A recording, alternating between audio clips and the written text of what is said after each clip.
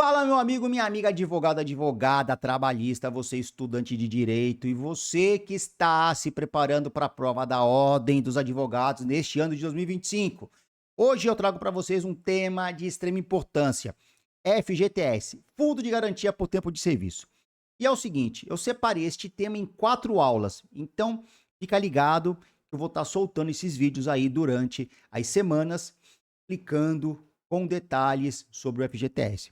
E por que que eu resolvi dividir, este tema em 4 aulas? Porque tem muita coisa que eu preciso falar para vocês. Tem a questão da administração do FGTS, tem questão de prescrição, as hipóteses em que o FGTS ele é possível ser sacado ou não pelo empregado, a questão também da incidência, tá, de verbas, quando incide o FGTS ou quando não incide o FGTS. Então tem muita coisa que eu preciso falar para vocês e eu não ia conseguir falar tudo de forma detalhada, de forma exemplificada, com calma, em 20, 30 minutos, tá?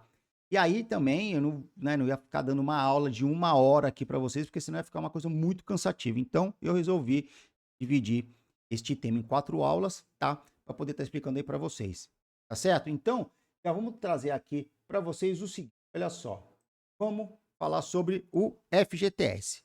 Vamos lá. Fundo de Garantia por Tempo de Serviço. Introdução. O FGTS, gente, ele foi criado com a finalidade de resistência, tá bom? Como vocês estão vendo aqui, a estabilidade decenal que vem prevista aí no artigo 492 da CLT. Esse artigo, ele era aplicado para aqueles funcionários que completassem 10 anos de trabalho no mesmo emprego, tá? Na mesma empresa.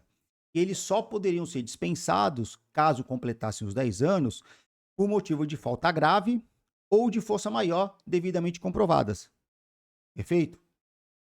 Então, funcionários que estivessem trabalhando na mesma empresa por mais de 10 anos, ou eles completassem 10 anos, eles tinham essa, opa, perdão, eles tinham essa estabilidade de essa estabilidade decenal. Então, eles não poderiam ser mandados embora sem justa causa. Perfeito?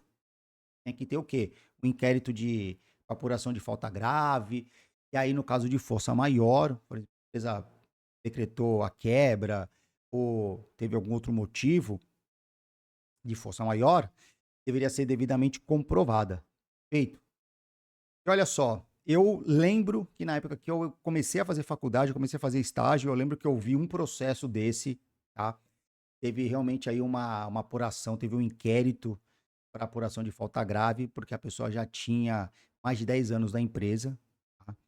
E, e aí teve o desenrolar desse processo, teve esse inquérito, não ficou comprovada a falta grave e ele continuou na empresa, até se aposentar. Então, hoje em dia, dificilmente vocês vão ver esse artigo aí em vigência, porque hoje em dia nós temos o FGTS, tá? E, porque eu acredito até que houve aí uma revogação tácita do artigo 492 da CLT. Perfeito? E por que que o FGTS ele foi criado, além da resistência? Porque a estabilidade, decenal, ela aumentava a folha de pagamento da empresa. Por quê? Porque não se podia demitir o funcionário, então tinham funcionários que tinham altos salários para a época, e eles não poderiam ser demitidos, a não ser que fosse por motivo de falta grave ou força maior, tá. E aí, o FGTS ele também foi criado para incentivar a política habitacional e, claro, indenizar o empregado quando ele fosse demitido do seu serviço, pelo tempo que ele ficou trabalhando na empresa, tá. E aí criou-se o FGTS e a primeira lei do FGTS foi a 5.107 de 1966. Só que na época podia se optar pelo FGTS ou não, tá. Então vamos lá, continuando aqui, ó. Atualmente, a lei que dispõe sobre o FGTS é a Lei 8.036 de 1990, tá? O FGTS ele é de responsabilidade do empregador, ele deve depositar mensalmente 8% sobre o valor da remuneração do empregado, e esses depósitos, eles são direcionados para indenizar o empregador quando ele for demitido, tá? Então, tem uma conta que é criada, que eu vou explicar para vocês lá na frente. É uma conta que é criada e o empregador ele vai depositando mês a mês essa quantia de 8% sobre a remuneração do empregado nessa conta do FGTS, que é vinculado ao FGTS, que é do empregador, que é do empregado, perdão. Tá bom? Vamos lá. Continuando aqui, ó. Esses depósitos, eles são corrigidos monetariamente com base nos parâmetros aí fixados para poder atualizar os saldos dos depósitos de poupança e capitalização de juros de 3% ao ano, tá? Não rende praticamente nada. E vejam só, a Lei 13.446 de 2017, ela veio e alterou o parágrafo 5º, os seus incisos 1 e 2 do artigo 13 da Lei 8.036 de 90, e autorizou o quê? A distribuição de parte do resultado positivo auferido pelo FGTS para os trabalhadores. Só que essa distribuição de parte do resultado positivo, ela não integra a base de cálculo da multa rescisória, no caso de dispensa sem justa causa, culpa recíproca ou força maior, tá? Bem descrito aí no artigo 13 do parágrafo 7º da lei do FGTS. Bom, olha só, outro detalhe que é importante, a reforma trabalhista, que foi promovida pela lei 13.467 lá de 2017, ela veio e inseriu o artigo 611b da CLT e dispõe o quê? Que constitui objeto ilícito de convenção coletiva ou de acordo coletivo de trabalho a supressão ou a redução dos seguintes direitos. E um deles, qual que é? É o valor dos depósitos mensais e da indenização rescisória do Fundo de Garantia do Tempo de Serviço. Tá bom? Então, nenhum acordo coletivo ou convenção coletiva pode suprimir os valores do FGTS, mensais e até da indenização rescisória. Bom, então não pode chegar lá, a convenção coletiva e falar assim, olha, o valor do depósito não vai ser mensal, vai ser trimestral, vai ser a cada 3 meses ou a cada 6 meses. Não, não pode. Tá bom? Os valores são feitos mensalmente e também não pode simplesmente chegar e querer fazer uma alteração na questão da multa rescisória, da indenização rescisória do FGTS. E passa, não vai ter mais indenização, ou vai diminuir a indenização. Não, não pode. Isso é inegociável. Nem a convenção coletiva, nem acordo coletivo de trabalho podem suprimir ou reduzir esses direitos do FGTS. Perfeito? Vamos lá.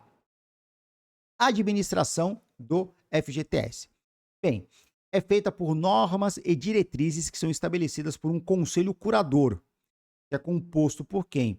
Por representação dos trabalhadores, dos empregadores e órgãos e entidades governamentais. E isso aí vem disposto aonde? No artigo 3º da lei do FGTS.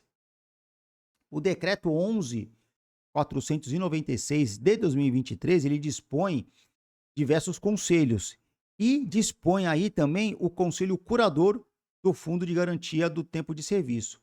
Então, a administração do FGTS, ela é feita por um conselho curador. E esse conselho curador, ele é composto por quem? Por representantes dos trabalhadores, dos empregadores e órgãos e entidades governamentais. Tá bom? Seguindo, olha só. A quem cabe a presidência do conselho?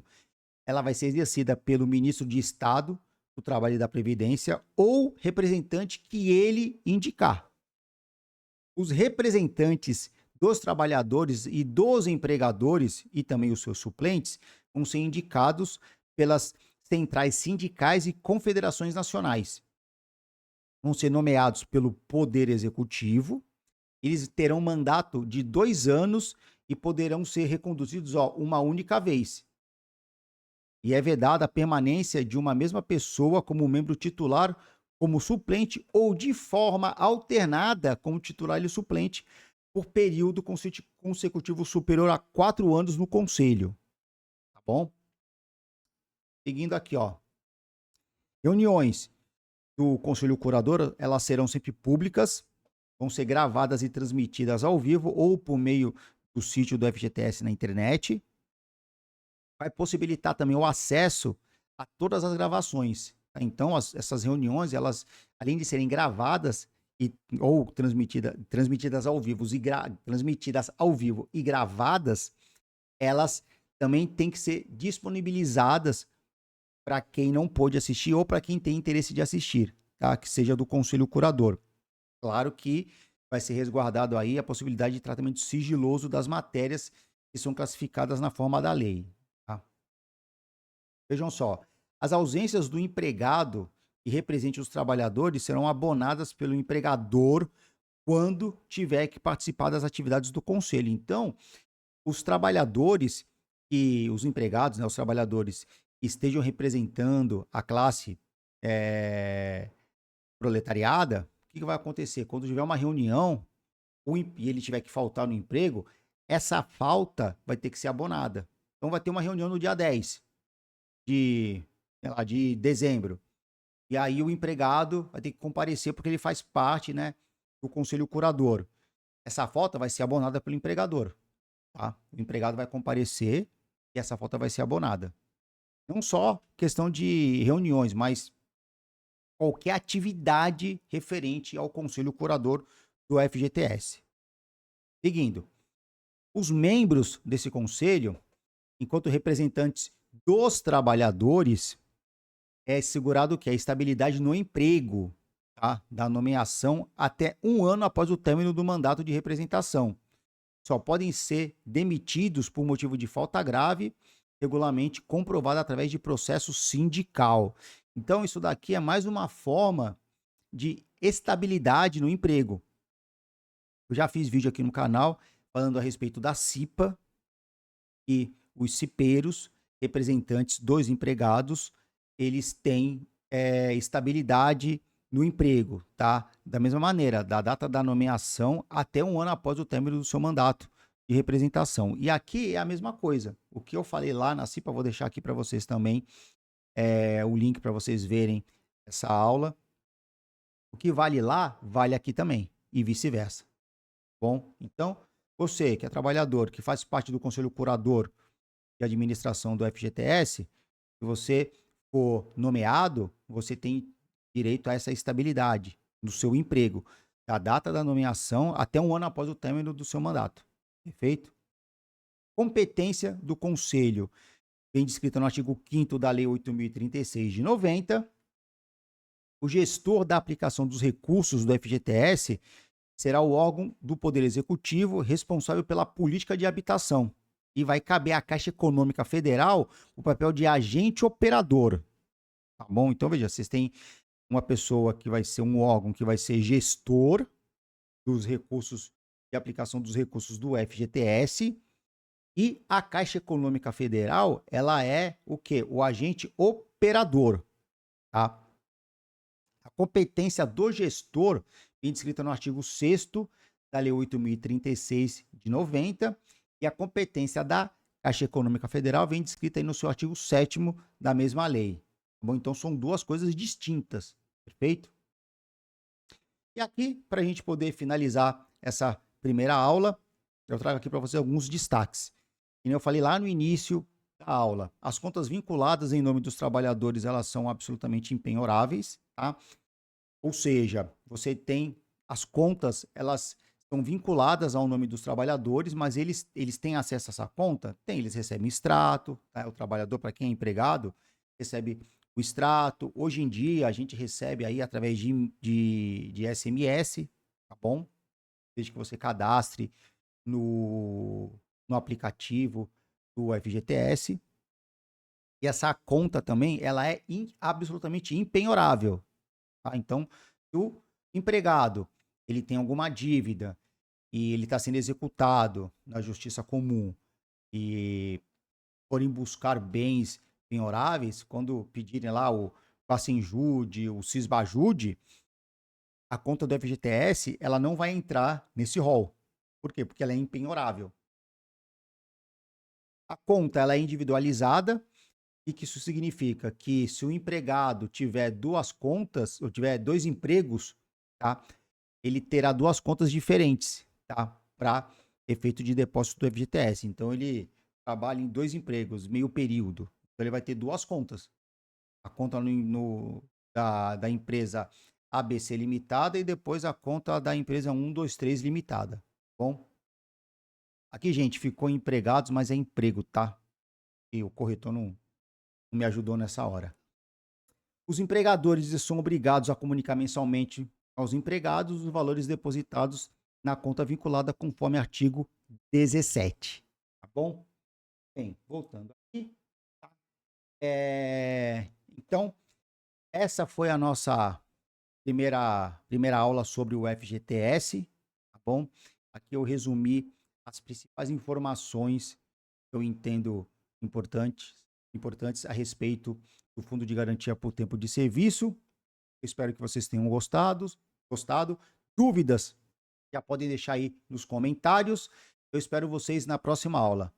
Um forte abraço.